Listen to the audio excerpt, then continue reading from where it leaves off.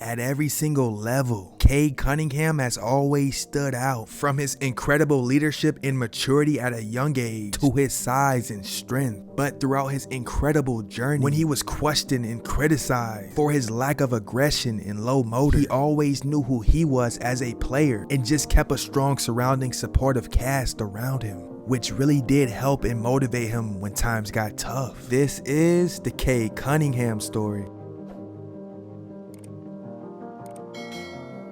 CADE Cunningham was born on September 25th, 2001 in Arlington, Texas, to his mother Carrie and father Keith Cunningham, with football mostly being very popular in the state of Texas. For the Cunningham family, everything around them consisted of football.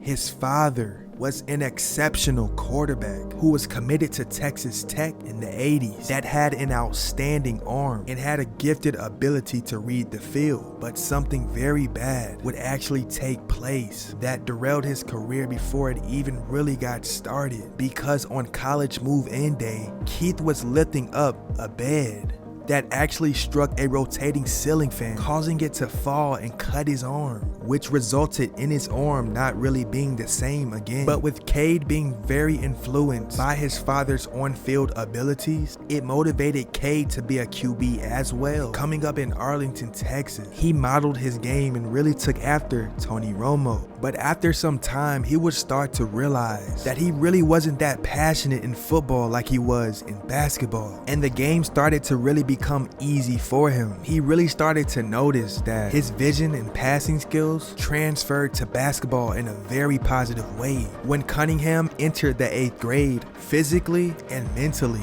it wasn't hard to notice on how poised and mature he was at such that young age. Following his 8th grade year, he decided to attend Bowie High School in Texas, and as a freshman, instantly when the season started, he was a full-blown starter on varsity. Now also, he went on to average an impressive 15 points, 6 rebounds and 3 assists, and he would slowly start making a name for himself.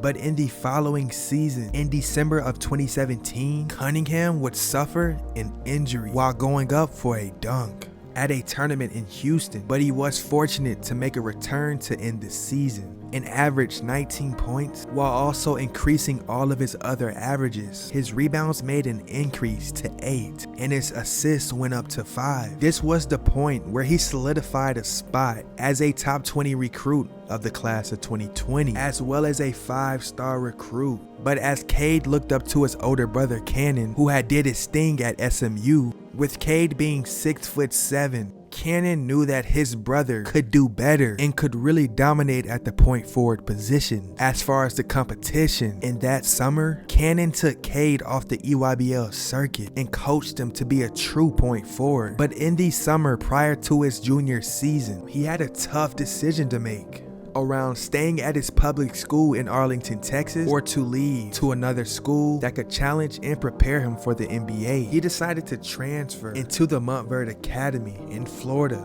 The team he joined for his junior season consisted of a lot of future NBA players like Precious Achiuwa, Scotty Barnes, and Day'Ron Sharpe. But still, with all this talent, CADE was able to lead this team to a 22-3 record. But they did end up experiencing a heartbreaking loss in the Geico Nationals against IMG Academy, but it only triggered him to improve the necessary holes in his game. He had an amazing EYBL summer circuit against some of the best talent, and he was even named the MVP. But headed into his senior year, he had one thing on his mind, and that was to win a national championship. He helped lead Montverde to a 25-0 record with an average margin of victory of 39 points. For the majority of the season, they were simply toying around with teams, having their way. This Montverde team was considered by a lot of people as the best high school team ever. So after averaging 13, 6, and 4, the tail end of the season did get cut short due to COVID. The positive side of things was that he was able to leave high school being the Naismith Prep Player of the Year, Florida's Gatorade Player of the Year, 2020 McDonald's All-American, and was the #1 player in the nation. His brother at the time had just signed to be an assistant coach at Oklahoma State University.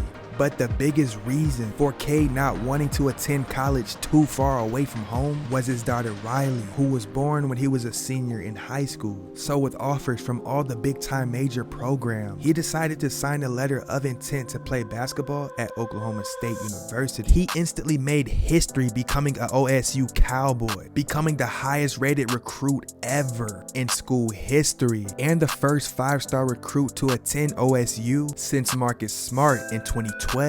With Cunningham instantly putting up 21 points and 10 rebounds, it made him the first freshman in school history to debut in a double-double. For his freshman year, he averaged 20 points, 6 rebounds, and 4 assists per contest. Only 2 other players in college basketball history put up those type of stat lines, and that was Dwayne Wade and Evan Turner. From his playmaking to his scoring, nobody could stop him. So after winning Big 12 Player of the Year, he was projected a top 3 pick in the draft, but actually went on to be the very first pick in the 2021 NBA draft to the Detroit Pistons.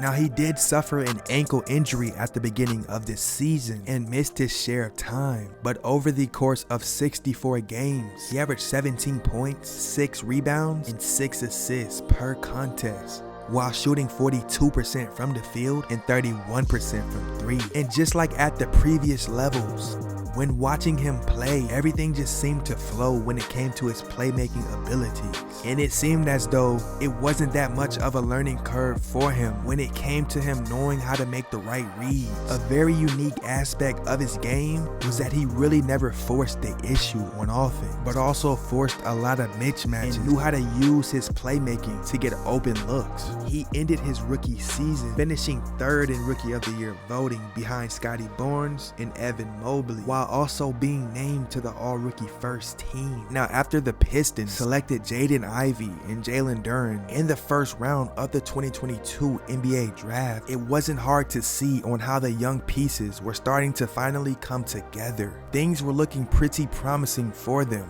and Cunningham started off the season pretty solid. He's averaged 20 points, 6 rebounds, and 6 assists in just 12 games. Now, Cade's left tibia suffered a stress overusage injury, and after he took some time off doing load management, he and the team decided to call it quits for Cade to have season-ending surgery on his left shin.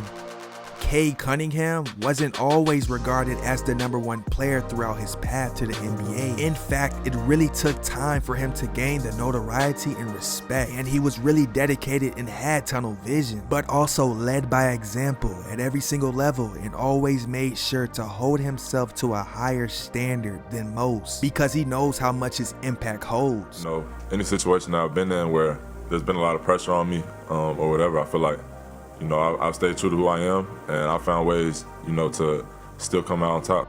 And with that being said, ladies and gentlemen, this is the CADE Cunningham story.